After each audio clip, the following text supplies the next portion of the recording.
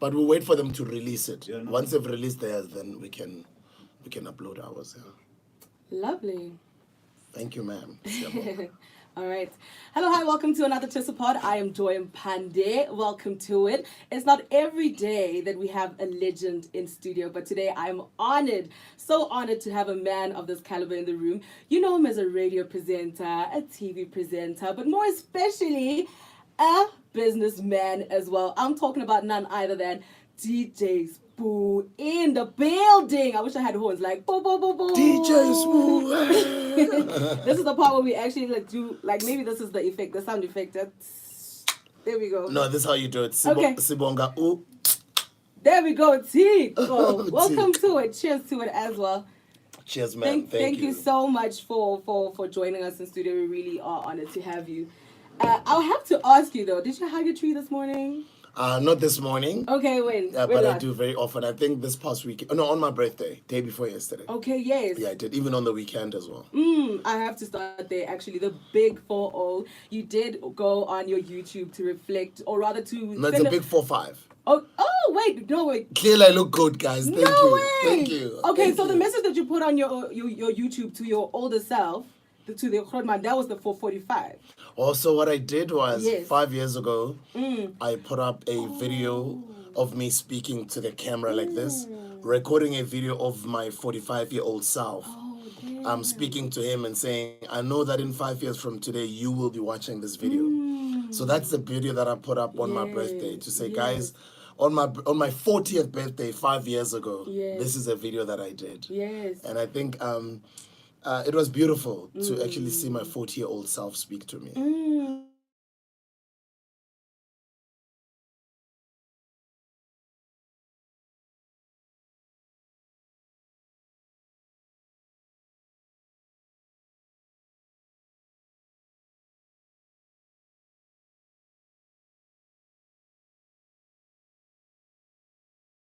Still alive to even recognize that. So if looking back on that specific video, tell me just how you were, just the feelings that you got surrounding that, and maybe if you had really followed through with the message that you put out, and if you feel like you were just in par, you were definitely the DJ Spoo that you thought you were going to be right now at 45. That's a very good question. When I listened to the message, I marinated on the message, and I was like, wow, I'm so proud of myself, of the decisions that a younger me took for me to be where I am today. Even the journey that I'm on, the things that I've achieved, the person that I have become and the person I am becoming, how I move, how I do things, the decisions that I make, the type of father that I am, and everything that's just manifesting in my life. It's so incredible that video pretty much summarized all of it in 10 minutes. Yeah. Everything that's happening in my life now is what I said then. And when I was saying it as a 40-year-old, I did say, Guti, whatever you are enjoying there, whatever type of life you're living there, it's because of the decisions that I'm taking now, as a 40-year-old, so that you have to be there wherever you are, right? And the reason I also spoke about it in public and did that type of a video is because I know that I've got a lot of young people that follow my work. And I hope, Uguti, those type of things sort of rub onto them as well, to think about their future. Because sometimes when you're young and you think about the future, you think, it's very, very far. And it's actually not that far, right? Especially now that we're coming from COVID. 5 years was as if it was Next like thing just... you know, well, we're even halfway through 2024. That for me is even crazy. But everything that I said there, yeah, it does make sense, and it did become true. And it's becoming true also in everything else that I do. Right. My businesses are growing. I am becoming that person that I was saying at the time. You can even see at the time I had like a cheese cop. Yes. I didn't have dreadlocks. I was like, okay, did he chop it? I definitely was like, okay. I saw some people saying Spoo is lying. He's saying he's 40 years old. It's like, They don't read the caption that I'm saying this is an old video. Yes, that was the difference. But it's beautiful, and I'd like to advise even yourself and the people that are listening. Record a message to your older self. You can even speak to a 10 years from now older self, write a note or write something that you're going to be able to access later. The easiest is a video. Absolutely. To speak to your older self and whatever you might want to say to your older Yeah. self. So Yeah. for me, it was inspired by that. Like whatever I wanted to say to my older self, I thought, let me just take the opportunity of my 40th birthday to speak to my 45-year-old self. Yeah. Absolutely. I definitely am a person who writes, but I think I think it brings a different perspective altogether. But we'll get into the writing aspect of things a little bit later. Yes, ma'am. But I did want you to reflect on that journey still. How would you describe just the evolution of your career, your life, and where it is today? You spoke about just the fact that right now we're describing you as a businessman and all these things, a father. How would you describe your journey up until now at 45? It's incredible. Okay. It's filled with growth. It's filled with humility. It's filled with appreciation of life daily. I find myself telling as many people as possible daily that I love them. You know, even people that I greet, even if they're guys, they're younger, they're older, they're my son, like your boy. You know, I'm wishing you well. I pray for you. Nkulunkulu akubusise. I find myself being grateful of just being alive. I find myself gravitating towards being more and more of a family man. I find myself being more aligned, you know, wanting to find out even more about my history, my lineage, my culture, you know, self-love, that's what you guys call it. Yeah. You know, working on my self-love on a daily basis. But I just find that life is more calmer the older you become. That's why, you know, people would say life begins at 40. I guess they talk about maturity. A lot of the things that I did maybe 10 years ago, the way I did them, I look at myself now, I'm like, I wouldn't be able to do that. I wouldn't do that, you know, but a younger version of me did that, you know. So it does show that, and especially people like us who grew up in the public eye, it's easier to track your growth because there's just all these videos everywhere. Things you did 10 Absolutely. years ago, things you did 7 years ago, 5 years ago, etc. They keep following you. But I'm at peace. I'm at a very good space, and I'm just grateful to be alive, man. And things that mattered to me maybe a decade ago are not the same things that matter to me now anymore. You know, I mean, I remember I was more driven by materialistic things. Yes. I was driven by money. I was driven by wanting to be wealthy, wanting to be rich, wanting to wear designer clothes, travel the world, all of that stuff, which is good, which everybody should aspire to be. But as older as I've become and as wiser as I'm becoming, I'm understanding that life is much more than just chasing money, wanting to be rich, wanting to acquire materialistic things, etc. Although I do know that young people would beg to differ and be like, all of you, when you get money, you start saying money is overrated because now you have it. Money is not happiness. No, but I think the point that you're making is it's another thing to chase, you know, to have goals rather, but to make them rule your life is a different thing. I think right now, especially when you look at just the culture of, you know, even just Gucci bags and what it is, it's more like it kind of rules your life. You kind of feel bad if you're not wearing like a Gucci thing. It's almost like it definitely dictates. I feel, as a younger person, from my perspective, that's how I look at it. That it's another thing to, you know, go for your goals, but don't let them rule over you because there's more. Yeah, I mean, beyond that, like things like family. Yes. When they say family first, when they Yes. say family matters the most, Yeah. when you're young, you're all about chasing your career, chasing your dream, climbing the ladder, Yeah. you know, becoming successful. Sometimes you even attain, you know, those blessings. But sometimes you are not that much of a family orientated person when you're young. But the older you become, you actually understand that that is the most important thing than anything. Yeah. And love, vibrating high, finding God, knowing God, learning about God, learning more about yourself, showing the people that you care about more love, being present.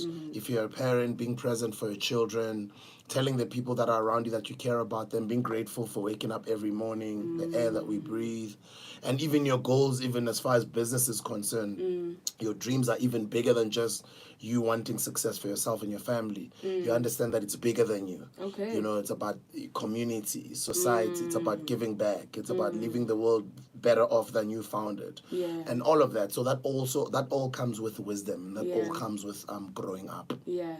I want to hone in on just the different elements that make up DJ Spoo. and radio presenting would be quite, for me, a prolific one. And you mentioned earlier that there are certain things that a younger version of you was doing, and you definitely laud him for that, but you wouldn't have necessarily done those things today. An infamous moment being the Mo Fire moment, those kinds of decisions. Yeah. Those kinds of decisions. Take me through just that radio career and maybe those not mistakes or maybe regrets, not when you look back, maybe things that you wouldn't have actually done, some things that you would have been like, maybe you wish, as an older self, as an older you would have rather done better. Yeah.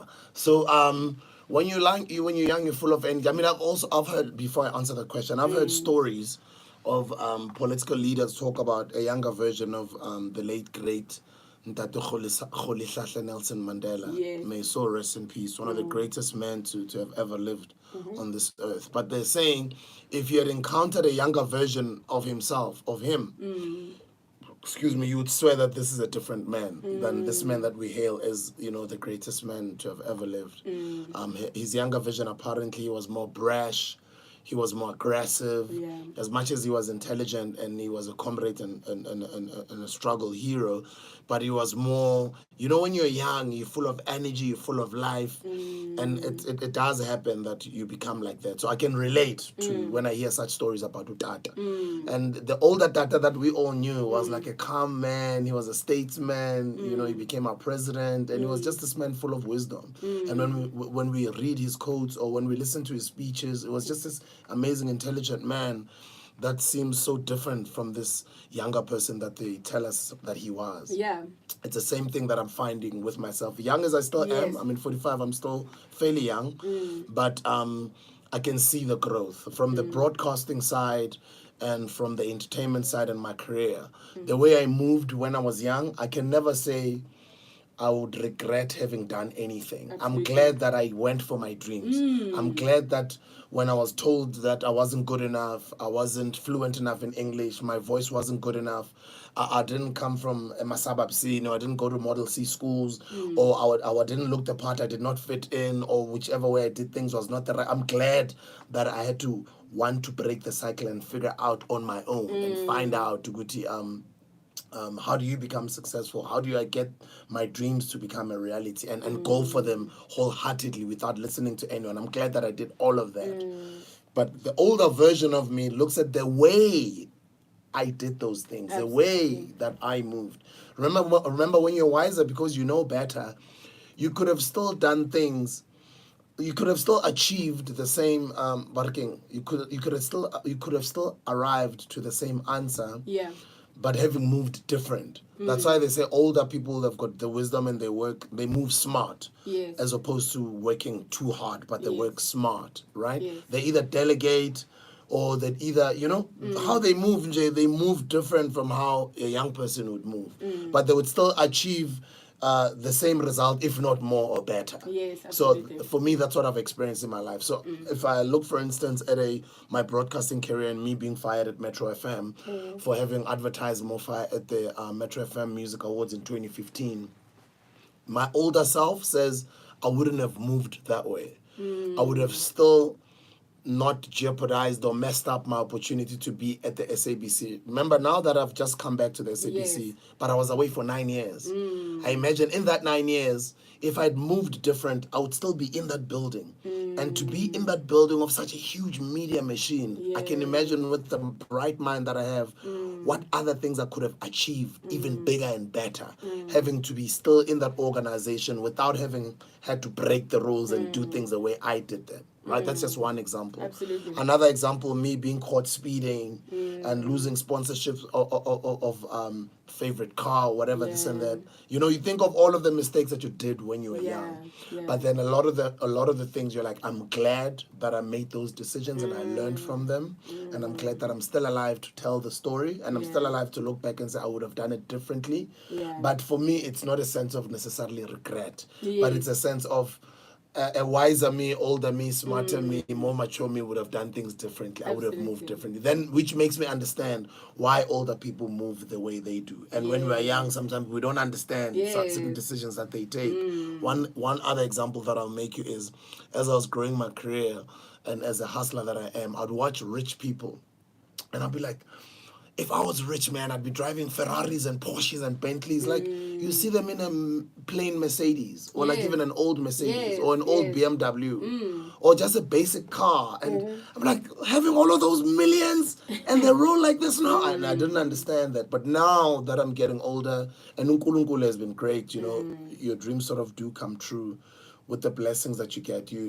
You sort of understand why other people are not flashy, why other people would Yes. prefer just keeping a low profile, why other people would still be comfortable wearing plain clothes without having to wear famous brands or having to drive German luxurious cars. You know, you sort of have an understanding of why they do that. Absolutely. They've got their own reasons, but Yeah. Nami now, I'm in a space, you know, having been blessed to have walked that path and having had those things and acquired all of that in my youth. It's a different story now. I mean, I still like, you know, the finer things in life and all Yes. of that and a great life. Yes. But I move differently. It Yes. doesn't matter anymore. I Yeah. don't seek validation from brands or having to wear branded clothing on my chest and having to go prove that I can buy 10 champagnes or having to want the next latest car or the next latest phone. My kids even laugh at me like, Daddy, you're still using a 10-year-old phone. And I mean, look at my phone. Like, I don't, for me, it doesn't matter as long as I've got the resources to Yeah, do what I phone, gotta yeah. do. Yeah. As long as I wear local brands every day, for instance. Oh, yes. I don't. I drive a the 19-year-old Mercedes Benz, an old car. I also drive like an old 323 Dombolo, Mazda 323. Okay. You know, yeah. Once in a while, you know, you gotta pull That's up. me having to go Google all these cars because I'm not. Oh yeah, you can go. Those are Yeah, old cars. Those are okay, old cars. yeah. And I find young people say, "But you are DJs. We are so boring with such an old car." Yeah. But then I also understand they are where I used to be. Yeah. And me now where I am, it's like those things don't matter anymore. Yes, And then they're like, "But absolutely. you're safety. You need to be you need to pull up, man." Yeah. You know, but yes, there are those times where you gotta pull up, right? Absolutely. Yeah. Absolutely. Those are just examples that I'm I giving love you. that. I love that. Owning your story definitely, I think, is what will almost guarantee growth. Because if you shy away or don't necessarily acknowledge those steps that you've been taking, then you won't be able to understand how to go further for sure. Yeah. For sure. I mean, I'm intentional Yes. about growth. I'm intentional about self-love, Yeah. intentional about wanting to know my God even more, growing my relationship with my God. I'm intentional about seeking and searching for my family tree. Yes. I'm intentional about my parenting as well. I'm intentional about, you know, being a leader in my space. I'm intentional about each and everything that I do. So I don't just do things in jail. Yes. All the way down to playing with my kids. I don't just run around just rough and shit. I know that I'm over 40, so I'm a dollar sometimes. Come on. So everything that I do, I'm always intentional. Even just leaving the house in jail, just doing things like I'm not someone who's just like carefree, who's just living life in jail. No, I'm very everything. Like I think about it. Yes. I think about it before I do anything. Yes. Yeah. Yes. We'll definitely get into your being intentional with everything that you do. Definitely want to get into that. That's something that we're gonna. But we're still sticking to radio presenting for a second, because we mentioned Metro FM and you leaving that building and your first radio comeback prior to this Radio 2000. Prior to podcasting was Massive Metro. Oh yes. Let's get into that because that chapter in your life confuses me so much. I'm like, yes, I understand it, but I definitely want to hear it from you in the Yes. sense of tell me just that move and what's that actual affiliation. Because I recall, like, I even had a stint there. Right? That's how because I was like, okay, this is my icon. I gotta be. We work together at some point. Yes.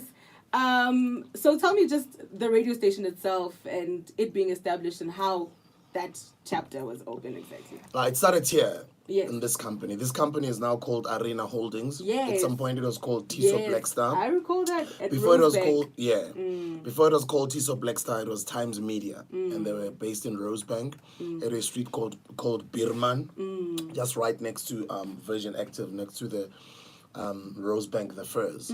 Just behind there's a Rosebank taxi rank there.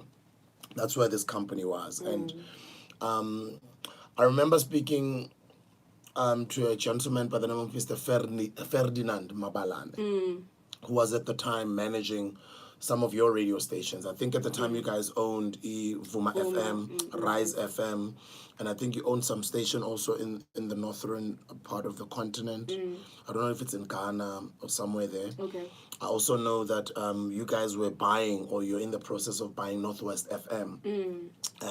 And you guys obviously had this division, the TV division, Yes. Ignition TV, Business Day TV, Yes. you know, you had all these TV properties.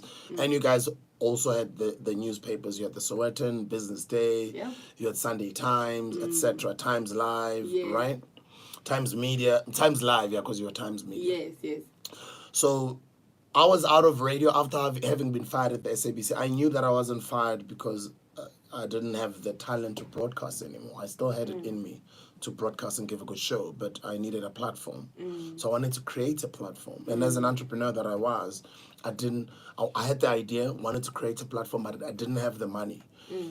Had a couple of offers from other platforms, which I didn't take at the time because entrepreneurially my spirit was saying, start your own thing, bro, you know? And at the time, the internet wasn't as big as it is now in South Africa, or as it's becoming. So this, we're talking 2016. Yeah. So 2016, is it Vernon? Vernon, I forgot one of the gentlemen's name who worked here in this building, who was so welcoming and amazing, where we had a conversation around building a DJ Smooth breakfast show that stands on its own. And so the call at first, I was called to be hired Okay. at one of your radio stations. Yes, But my okay. idea was, it was not the first offer for me to be on radio. So I wasn't like, I'm going to just jump at the opportunity. Yes. I wanted something bigger and better. Absolutely. So I was like, why don't we build the DJ Smooth breakfast show as its own entity, and then let's syndicate the show. And I Yes. remember at the time, it was the early days of me watching either Breakfast Club, syndicated radio show. Yes, yes. So then the deal happened. So the breakfast show would be syndicated to Vuma FM in KZN, syndicated to Mpumalanga for the Rise FM to the Mpumalanga market. Yes. And at the time, you guys were working on buying Northwest FM, so we're also going to Integrate that as well. integrate that as well. And would also integrate some community radio stations, radio station that began my career, Voice of Tembisa. And we're also going to broadcast online on Sowetan Live. And we're going to use the sales team from Times Media to sell the DJ Smooth breakfast. Yes, And okay. as we make the profits, we will share the profits as Times Media and my company, Leadership 2020. Yeah. And you guys would finance it. So Yes. you'd pay for my team, you'd pay for my videographers, my technical producer, my content producer, you would pay for my co-host, you'd also pay me a monthly fee to Yes. broadcast this show. But then we would then collectively, with your sales team, sell the show. We'll sell it as if it's a radio station, but it's just a single show. Yes. And that was a success for about a year. Sweet deal, yeah. Yeah, and as that was happening, one of your clients was a company called Massive Media. Massive Media, they do screens in taxis. They've got even huge screens in taxi ranks. Yeah. And they were working on putting in Wi-Fi in taxi ranks. Yes. Right? Yes. So I got introduced to the owner of that company, a gentleman by the name of Tiff Willemse, an entrepreneur from Cape Town. And my business partner, Mr. Nick Regisford, at the time, we started seeing growth of this syndicated radio show that was becoming a success. Yeah. Remember, we're broadcasting from the downstairs ground studios in Rosebank. Yes. When you would walk in, you would see You'd us in see this it. glass Yes, booth. Yeah, yes. that's where we were. Yeah. And the show was becoming a success. And now we wanted to grow it onto the internet platform. So when we met Mr. Tiff Willemse, we found out about what they were doing in the taxis. We thought, there's an idea. Why don't we just take this show and we take it to Massive Media? Has got screens on taxis, but they don't have a radio station. Why don't we include a radio product onto the taxis where you guys have got presence in? And you guys are also working on getting Wi-Fi into 20 taxi ranks around Gauteng. on. Why don't we maximize and take advantage of that Wi-Fi and get streaming devices that go into these taxis? So we've got a captive audience that listens to only us. Then we build this thing to become a radio station, Yeah. not just a morning show. Yeah. So this morning show can become a morning show of an entire radio station. And then we'll get a budget to go look for other talent to then do other slots on this Yeah. radio station that we're building. Yeah. That was the birth of Massive Metro. That's when we went to get Zola 7, Bongosi, my brother, Sis Celeste Ntuli, Tembisiete. We had Umbali Nkosi, we had Chili Ame, so rest in peace, Vugani Masinga. We had Mgwedeza, DJ Fingers. We had all these incredible broadcasters. Yes. Brought them on board, started the radio station, started hiring young people. And that's how Massive Metro started. So we migrated from being just a syndicated radio show at Times Media into a online radio station that exists in 1,000 taxis in Johannesburg. Yeah. The difficulty started when the market at the time was not ready Yes. for internet or for internet broadcasting. Yes. Okay. Podcasting at the time was still sort of starting, but it wasn't as what it is now. Yes. Yes. You know, and so we would create content, we'd have young people videograph it, would put it out online, would struggle to get numbers because the internet penetration wasn't as big as it is now. And Massive Media funded the radio station. I didn't have the money. So an entrepreneur, you can have the idea. Yes. If you've got the resources, you can go get other people who've got the money Absolutely. to come help you bring this thing to life. And then when you can leverage and say, this is what I bring to the table. Okay. So Tina, what we were bringing to the table was a media experience, a radio experience. And also me being, you know, you can call me a brand. At the time, we leveraged off of that. And they saw the vision and they bought into the idea. And I'm forever grateful to Tiff Willemse for that. And that's why I'm always grateful to this company for that as well. For seeing my vision as somebody who had been fired out of the SABC to sort of want to work with me and build something together. The sad thing that happened was advertising wasn't as big also online. Yes, that's true. A lot of people didn't see what we were doing. We that's would true. get some clients here and there who would do activations in taxi ranks, who would advertise with us even online. Yeah. But it wasn't as, you know, the amount of campaign marketing budgets that they spend on mainstream media. But COVID-19 came. When COVID-19 came, or let me say just before COVID-19 came, the amount of money that massive media invested onto our onto the Massive Metro platform was not enough because the salaries alone were crazy. And we got you know? big names also affiliated. So come on. And we paid everybody well. We really paid everyone well. Yes, you know? yes. And we had to go to a company called Business Partners. They fund small startups. They fund small businesses. And we got funded for a couple of millions, you know. Okay. But it was a loan. It's not that you get funded, it's yours. It's not a government institution. It's that's how they make their money as well, by helping businesses get off the ground. And they gave us money, and we were responsible with that money, but the advertising amount of money that we're making monthly was not enough to keep the lights on longer. But we kind of felt, we see where this thing is going. It's going to keep on growing and get bigger. This podcasting internet thing will get bigger with time. Advertisers will spend more. Let's keep this thing going. Let's keep this thing going. 2016, 2017, 2018, 2019, 2020, lockdown hits. Yeah. Lockdown hits, advertising companies stop. Nobody's bringing in a single cent. The salaries that we're paying are high. The money that we had been borrowed by business partners over the couple of years was sort of running out. We could not afford to keep the lights on. We kept on going for a couple of months. We stopped taking salaries as the management team of the station. Sadly, we could not keep going. The money was still not enough. We had to halve our team staff. At some point, some of the guys who worked there, they would know. Then the staff started getting lesser and lesser. We even moved from where we're broadcasting from to smaller studios because we could not afford a lot of things. A lot of companies struggled during COVID. That's what happened to us. So we ran out of money. We could not pay anymore. There was no advertising money anymore. And then sadly, unfortunately, in business, at some point you have to make those difficult decisions to cut your losses. And for me, the sad thing was it's something that I love, something I'm passionate about. I love radio, and we created this amazing family at Massive Metro. This business that we knew that this thing was still gonna work, but COVID-19. Kanti, we didn't know COVID-19 as it happens, and it's shutting down our business. Kanti, that's the time South Africa comes to the internet. Absolutely. The internet started blowing up just after we had to stop Massive Metro, the radio side. Yes. But Massive Media still continues. The guys are doing well. The company continues. It's still run by Mr. Tip Velemse, whom I'll forever be grateful for. But obviously, we had a debt with business partners, Ngapa.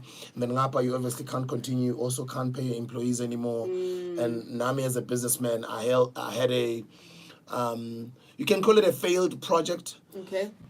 which you learn from. Yes. That's why I evolved into rather starting a podcast. Yes, and you mentioned obviously like during COVID-19, that's when a lot of people realized that okay, the internet is a place to really make something or make a name for yourself, and that's an era where the Hustlers Corner was also birthed. Born, yeah. Tell me about that aspect or that chapter of your life as well. Because right now we're looking at the Hustlers Corner being affiliated with Revolt, which is quite huge. That is huge on its own. But tell me about that and navigating that space as well. So around that time, then podcasts are starting in the country. Yeah. I mean, the pioneer at the time, it's McG, Yeah. who's doing incredible work. But we're already, you can call us, we used to call ourselves a content creation hub as Massive Metro, as much as we're an online radio station. Yeah. Right, so you can still call us podcasts. We're already podcasting, but radio format, like. If we always feel like we're so ahead of our time with Massive Metro, and if only we could have held on for a little bit longer, we had a little bit more money to keep us going just for another year, we could be speaking a different story today. But sadly, the way things happen. But as also a fighter or a hustler or an entrepreneur, you cut your losses, you make those difficult decisions, you take your L, you get up, you dust yourself, and then you see how do you evolve. So for me, I knew that I still yearned to keep on broadcasting. So even though we are moving on from Massive Metro, I need to keep broadcasting. I love broadcasting, man. Yes. That's why then the birth of the podcast. I was like, let me create a podcast for hustlers, Yes. young, old, different industries. Let's just have this platform where people get inspired by these different stories from other hustlers. That was the point of the podcast, the birth of the podcast. Started growing the podcast, started putting my time in there, committing myself, applying myself, recording episodes every week, putting them out consistently. And and then we just started seeing podcasts blowing up left and right in the country. And then at some point, actually, before I started Hustlers Corner, I started having meetings with McG. Okay. Yeah, actually, people don't know that we were meant to, but in Podcast and Chill, we were meant to be do it together? Yeah. Hectic. We were meant to do it together, me and McG. Yeah. Okay, and then what happened? That would have been dope. It would have been dope. It would have been, but I'm glad that we Yes. didn't, because I don't think it would have been as successful as it is today. Okay. But I'm also glad and I'm very grateful of McG and what he's been able to build and what he's achieved. It's exactly everything we spoke about when he started it. So go to the old first episodes. Yes, where you of Podcast and Chill. Yeah, your interview with him. Is With that McG, around that time. Yes. You'll see the things that I'm saying there. I'm already giving him game about growing that platform, what he must do, how he must apply himself, how consistent he must be, and all of those things. And even other episodes where I ended up featuring on Podcast and Chill a year later and another. I think I've got about 4 episodes on Podcast and Chill. If you go watch all of them, you'll understand how early it was. And I think, I don't like calling myself a celebrity, but I believe I was his first 100,000 views. I was his first celebrity guest in a way. But the quite guest... a renowned person, though. That's the thing. You're very much renowned, and you bring numbers. We wouldn't have brought you here. No, but it was great. It was great to see what McG was starting. But I think the interview that they even speak about that literally went viral, that blew up Podcast and Chill as a DJ Zinhle interview. But I do know that mine also played a very big role in giving them confidence. Without a doubt. That they must continue with this thing. Because I think I was the first 100,000 views and they were like, wow, like type of thing. And I think he did it with Len Moleko at the time. So me and McG go back. So we go from YFM days. When I used to do the morning show at Y6 to 9, he used to do the show before me. So when we hand over each other, we always used to chat, even on gigs on weekends. We had a sort of a brotherhood relationship all the way until today. So that was pretty much the birth of Hustlers Corner and the podcasting career. And that has just grown into, we're almost hitting 300,000 subscribers now with the podcast. Absolutely. It's grown, Let me ask, that sync with Revolt right now, what exactly has it maybe brought or changed for the Hustlers Corner? What exactly is that affiliation anyway? So the affiliation is the company wanted to focus on the African content. Oh, yes. They wanted to focus on the African viewer, the African audiences. And at the time in which we were growing and the type of conversations that we're having, we somehow landed in some ears and in some eyes overseas. And as somebody, Mina, who travels to the US quite often and who knows some people, Come on. excuse me, yeah, I do know some Yes. people, and some things happened Yeah. where they wanted interest on partnering and collaborating and doing something incredible together, which we did. We collaborated, we signed the contract, but to this day I still have not delivered a single episode. So it's Oh. now about almost a year later. Maybe now it's 8-9 months later. Okay. Since we did a Revolt deal and agreement. Yeah. So it was not stipulated as to when I'm supposed to deliver the episode. Oh, But the okay. excitement after we did the deal, we thought, I was going to deliver immediately. I still have not delivered. Why is that? I guess maybe it's because of how I want to do and how I want to do those episodes, what type of episodes I want to, what type of conversations I want to have, and how I also would like how I would like for us to be seen by the American audience. I'm the one who's slacking. But them, every time we speak, like every other month, to be like, yo, Mr. Spo, you're still interested in this deal, right? So when are you delivering? I'm like, no, give me some time, give me some time, give me some time, give me something, give me something. And now it's become almost a year. But the relationship is still open. Yes. I will deliver very Yes. soon. And then I also start getting some people who are like, Revolt is affiliated with P. Diddy. The things that are happening with Mr. Combs overseas, what's going on? Are you guys? I'm like, no, he's had to disassociate himself from Definitely, all his because, companies. I mean, that's a big platform. It also has like, what's this, the Breakfast Club.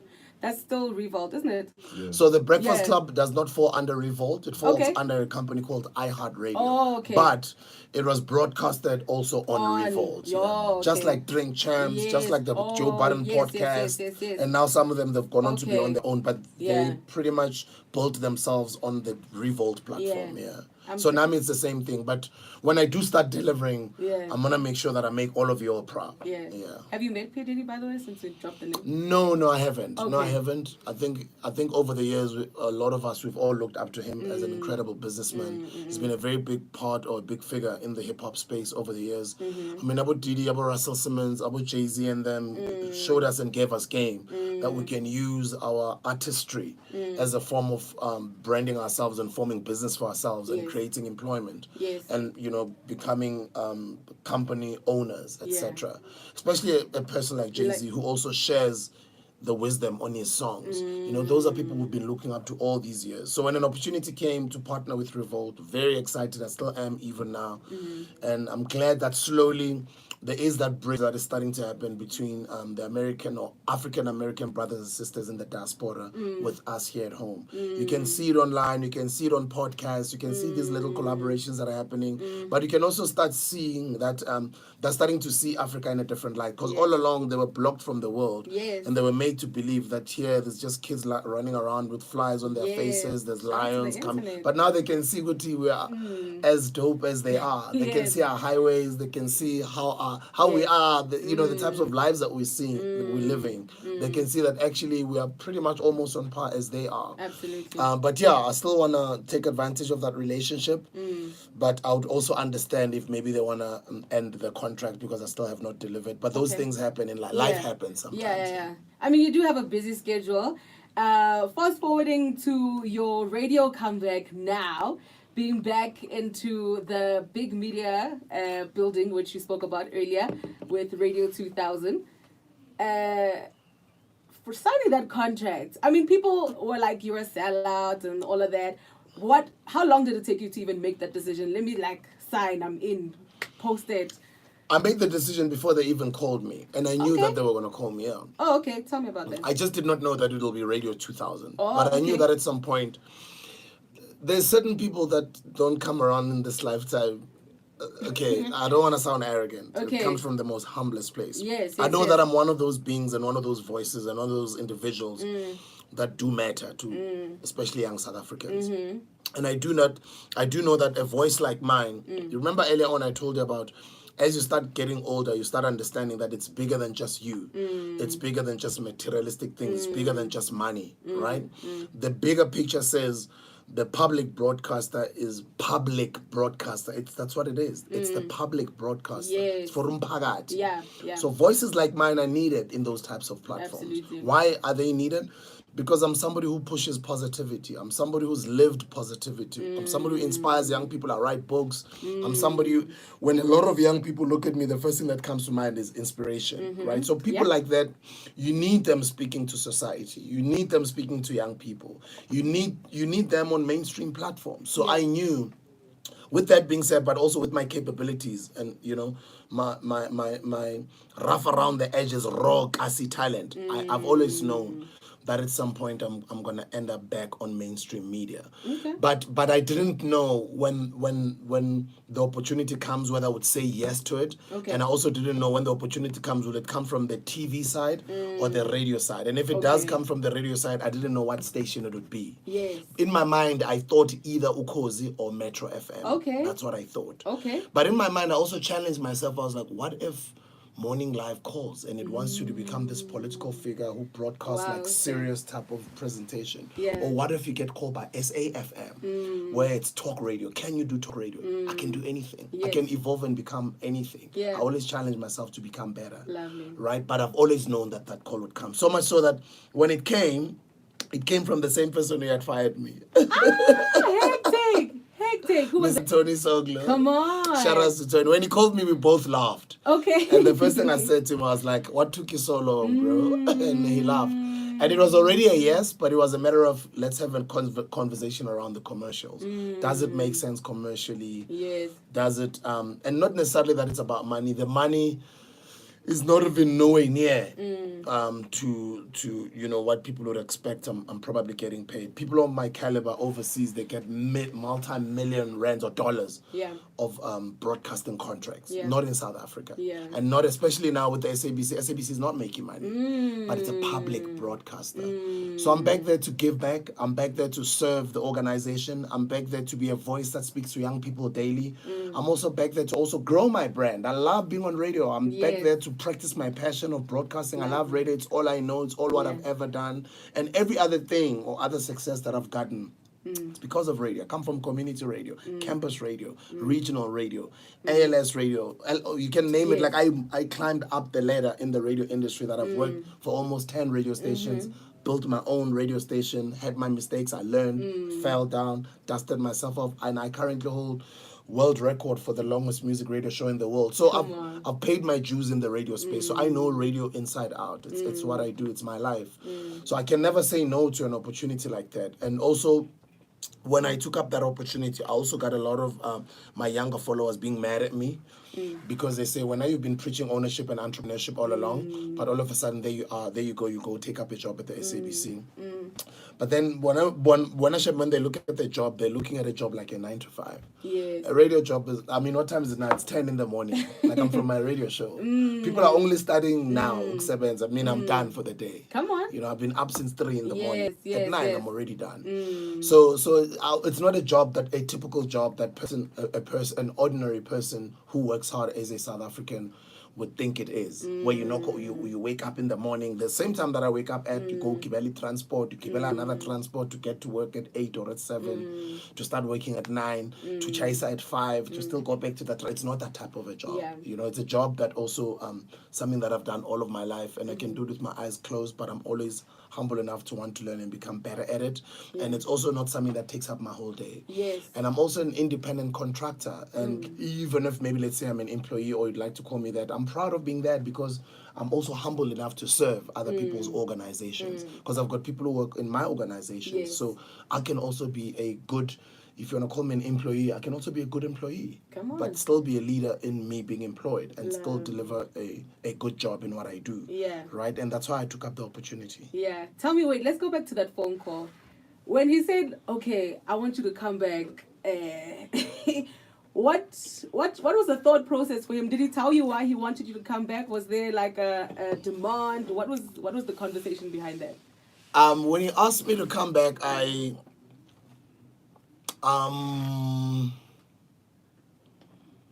We laughed about it. You Yes. see, the thing is, it's not like the last time I'd seen him was 2015, because over the years Oh. we had bumped into each other with Okay. Tony, Yeah, and yeah, there was yeah. no bad blood. He's an incredible gentleman, by the way. Yes, okay. And he had also supported some of the initiatives that I've done over the years, even though I was out of Metro. It's not like now we're enemies because he fired me. I Yeah. mean, I knew that I had messed up. Okay. Right? It was my youthful entrepreneurial prowess of being frustrated. You know how Okay. young entrepreneurs are frustrated in this country. You know, we feel we need to be supported more by government. You know, we feel we end up doing things that eventually end up becoming either detrimental to Yes. our own careers Yes.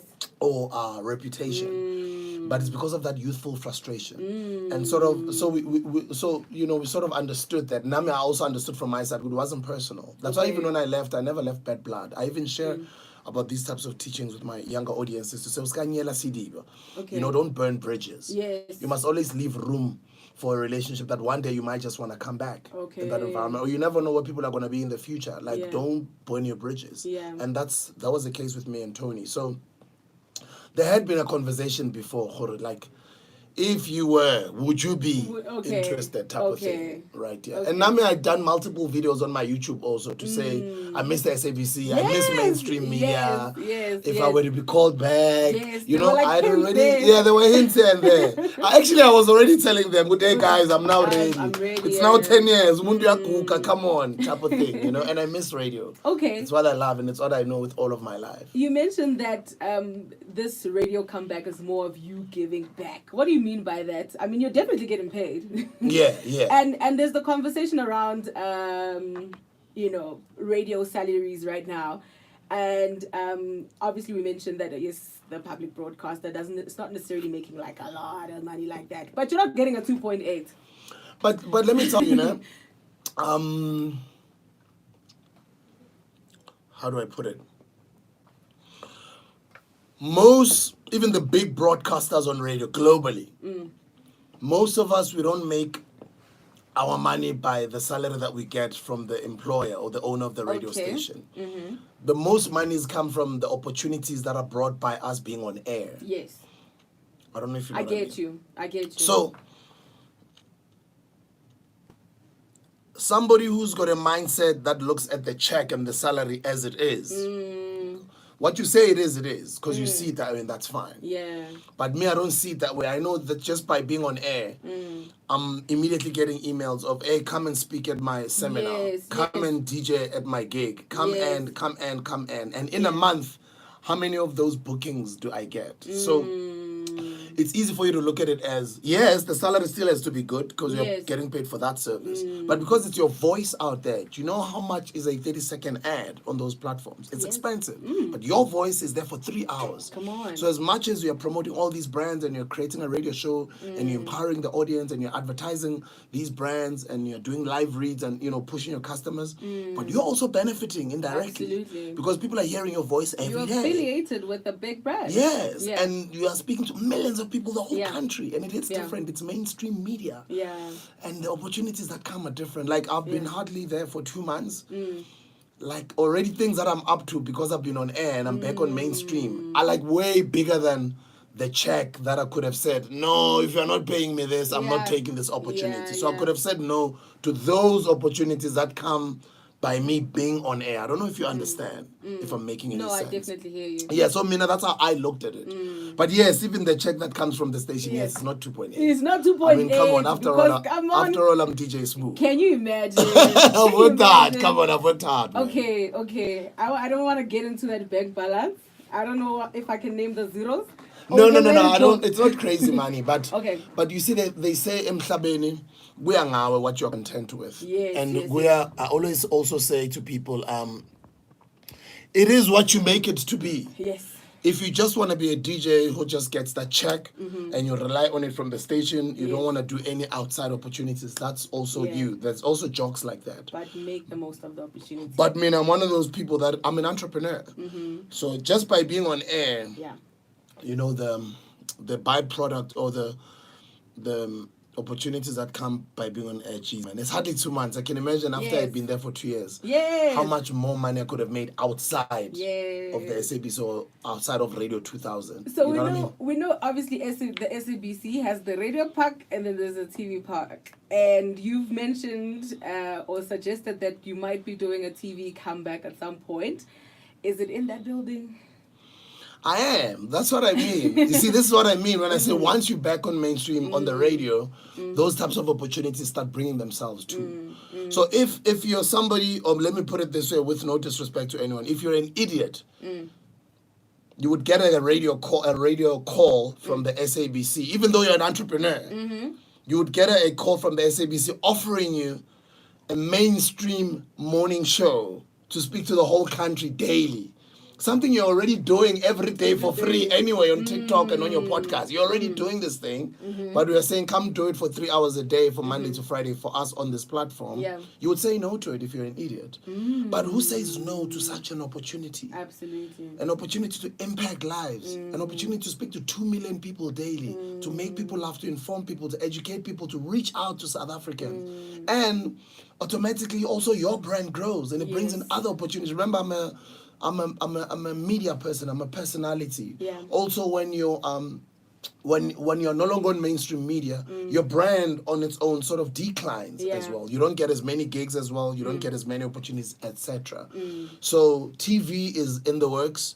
We're working on something that should be launching maybe say first quarter of 2025. Okay. But there's also other offers that are coming from. So how the SABC works is it's not the SABC mostly that gives you a TV job or opportunity. The opportunities come from the production companies, you can call them suppliers, that create these shows and they sell them to either the SABC or DSTV or other or Netflix or other platforms. So yes, I'm already starting to get other opportunities. Hey, let's do a reality show. Hey, let's do a documentary.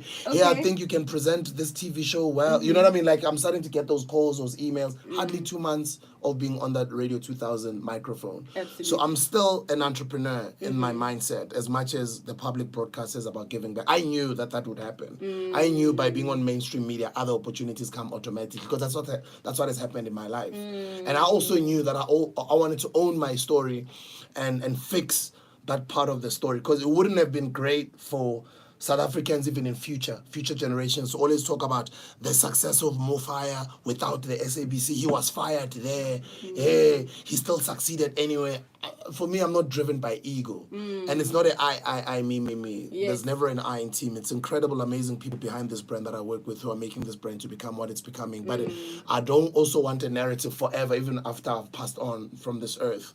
I don't want a story that says, yeah, he still could make it without there. I don't want that. I also saw an opportunity to fix that story. To be like, as the public broadcaster, whatever happened in the past. And it wasn't their fault, it was me. I was young and dumb, but I thought I was smart. But yes, it doesn't mean that because it worked for me, now this is the message I'm sending to young people. They must rebel against their employers and break the rules. And yes, I did. But I'm one of the lucky few that had a second chance to come back and still get this mainstream opportunity at my age. That's why I'm writing a new book. I'm working on new music. I'm getting calls for TV shows. I'm working on an upcoming TV show. I'm hosting a national morning show. You know, like my life is just, I always even say to other people, I say to other people, ukuvuka komuntu into encane. I'm not saying to become successful is easy, but I say there's a lot of hard work that happens behind the scenes for that one breakthrough in life. And when that breakthrough happens, that's the moment that you'll put in the work, you'll be consistent, you'll keep on going and going, but when your breakthrough comes and it's your time to shine, and I feel that is what is happening to me now, and I take it as God has given me another second chance to even become a better personality than I was before. I don't know if I could call it a second chance. I think you have 9 lives, 10,000 lives. Your comebacks have been strong, and they keep on coming. I definitely want to get into the music element. Wait, before I let go of TV, so you're not going to drop us a hint as to... No, I won't. Okay. Yeah, because no contracts have been signed yet, and we're still in talks. Okay. And if I do, I'm going to jeopardize whatever we're talking about. Absolutely. It's like radio. Yeah. If you can... if you can tell people prematurely where you're going on radio, remember that that job that you're going to is currently being held by somebody else. So now you're already Even giving the them fact. problems, Yes. and now even that talent that is there currently hosting, it's like, Okay. how type Okay. of thing. So sometimes maybe the younger me could have been like, yeah, this is what's coming up, this is what I'm. Yeah. But an older me think about those types of things Don't as well. jeopardize the opportunity. Yeah. Great stuff. But when that opportunity does, once you sign the dotted line, Oh yeah, no, I'm gonna let you know. Yeah. Absolutely. But I promise you, I'm gonna deliver you guys great television, and yeah, I'm even gonna be a better person, better presenter than I was on Friends Like These. Come on. Ooh, that's almost like a hint, but I'm just grabbing whatever. I didn't say Friends Like Yes. These. Oh, it could be a game show. It could be, Well, we'll hear about that as when the time comes. But Yeah. moving on to music, because you have been doing music for so long and you're still releasing music till this day, which is great and amazing. But there was a stint where you also let go of like DJing and then you came back again. Tell me about that decision or transition into letting go, focusing on business and getting back into the music space and having to relearn that again. You know, when you started Mofa, I didn't think it would become the most difficult thing I've ever done in my life. It became frustrating. It needed me to not just be the personality that I was anymore. It needed me to be involved with the business, with my business partners, Pio, and grow this thing and the work that we were doing. It demanded so much off of me that I had to let go of making music, putting out music, and DJing, etc. It's only now that because you're on radio, now people are hearing you, you're working with music, you're playing people's songs, Yes. you're interacting with musicians, you're back in the industry. People call it being back in the game. By default, producers like, yo, let's work. I mean, just last night, I haven't slept tonight. I was in studio with Black Motion, for instance. Come on We're now. making music with Black Motion at their studios in Centurion, type of thing, right? Last week I was so I'm recording, working on a new album. So, yeah, because now I'm back in the game. I'm in the industry. Come on. So I'm in these circles. I'm meeting musicians. I'm in these media spaces. Now I'm here. This big building. So because I'm in the space now, it's yazenzakalela. And also no more uthi sokuyisikhathi right. Absolutely. So now you can work. Once over the past 10 years that I have not released any album, I would just sort of drop a song here and there. Maybe one song after 2 years, or one song in a year, here and there, because I love music. Yes. But now that I'm back in the space, it does call for an album. I also, everything that I'm telling you right now and more will be coming in the form of my new book, which is called Born for Purpose. Come on. I'm releasing that for the summer, and that's going to come out simultaneously with the music album. So Okay. people need to understand all of this that I'm explaining to you. Okay. Because some moves that I would make, people would not understand, especially people who've been following my work for a while. Like, why is he hugging trees now? Why is he letting his hair grow? Like, why is he not shaving? Okay. Why would he go back to the essay? You know what I mean? Like, for people that you follow, even yourself, you sort of ask yourself certain things and you don't understand, And some of these social media platforms, wherever they are, these people sometimes they don't share, but you wonder, like, why? But also the journey that I've had to go through in terms of seeking my own self-love, and just my own greatness as an African and knowing myself even more. All of that knowledge that I know, I want to go share it in a book. I want to share it with my younger audiences. What is making me become this wise person that I am becoming? So all of that information is going to be on my upcoming book. And so I'll be doing events, I'll be launches, I'll be doing tours, putting out the music, back in the scene, in public speaking. I mean, just this past weekend I was speaking. I've been this past 3 weeks. I've been on a tour with Robert Kiyosaki, who's an esteemed real estate entrepreneur, is known globally, highly respected. Yeah. I'm now back. I'm touring with Robert Kiyosaki. Wow. So I'm pretty much back in the scene. Yeah. So music is coming, new book is coming, TV show, radio show. Like I'm gonna be back in your eyes again. Ngizonyanyisa futhi if awungithandi. Yeah. But if you angithanda uzojabula because okay, Absolutely. Grootman selbuyile, but in a different format as a Grootman or as a timer, as opposed to that young person who was seeking validation, who was crazy about brands, it was about himself, it was about ego and all of that stuff. I'm a wiser man now. I love that. Let's park the book for a second and the events that we'll definitely speak about that. But still on the music element, I definitely wanted us to touch on the masters aspect of things. I think as a Grootman, we definitely want that knowledge. The conversation of the importance of owning your masters. I mean, we saw you give back masters to Remind Linda me. Mkhize. Linda Mkhize. The greatest South African lyricist of all time. Come on. Actually, let me rephrase that. The greatest lyricist of all time, because I believe African rappers, they've got a head up over other rappers overseas because they can only do it in English. Yeah, These guys okay. do it in multiple languages. Yes. So for me, Pro remains the greatest lyricist of all time. Lovely. May his soul rest in peace. I agree. May his soul rest in peace for sure. With regards to those masters, also, why did you decide to give them to him or rather to his family at that specific time? I obviously would imagine it's because they need to have them, but why only at that time? Because when people get into a boardroom, they make a deal. We agree that we Arena Holdings. We own Sunday Times Business Day. We're employing you to work for Times Live. Yeah. You give us your time between 9 and 5. You deliver these deliverables. We'll pay you this check at the end of the month. You sign the contract. We both agree. And then we're going to stick to that contract. If Yeah. you don't stick to that contract, there's going to be litigation. It's exactly the same thing that happens in any business. Okay. It's the same thing in music as well. Yes. So you get into an agreement. The other one is going to bring in their resources, bring in their networks, bring in Yeah. their connections, bring in their creative prowess, bring in whatever they can bring on the table to play their side of the contract, to make sure that they stick to their side of the contract. Then you're going to bring in your talent now to make sure that you guys both become a success as a collective or as a partnership. When the partnership or when one of us passes away, Yeah. there are some clauses in these contracts that cover that. And whatever is due to me is due to me based on whatever we agreed upon. Yeah. Whatever is due to you is due to you based on whatever we agreed upon. Yes. So for us and my business partner TK Nziza to want to give the masters back to the Mkhize family, or back to Pro's family, it was a sign of just good deed. Okay. It was from a good place. Yeah. And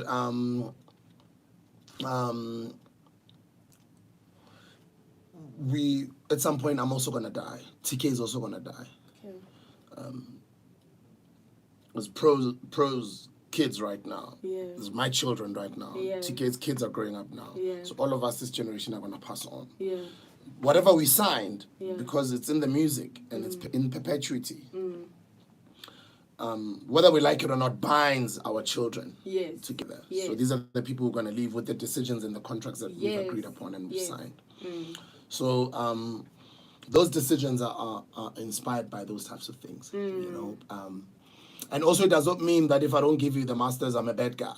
Yeah. No, because I was Because also part of. business is business. I'm also part of making you successful. Because I okay. played my role according to the contract as we've agreed. Okay. You became Okay. successful. Yeah. And I also become successful. Like whatever we agreed upon, we made it successful. Just the same thing as me and my partners here. We all agreed that this is our common goal. Whatever we agreed upon is to make this thing a success. It's about this thing, it must succeed, right?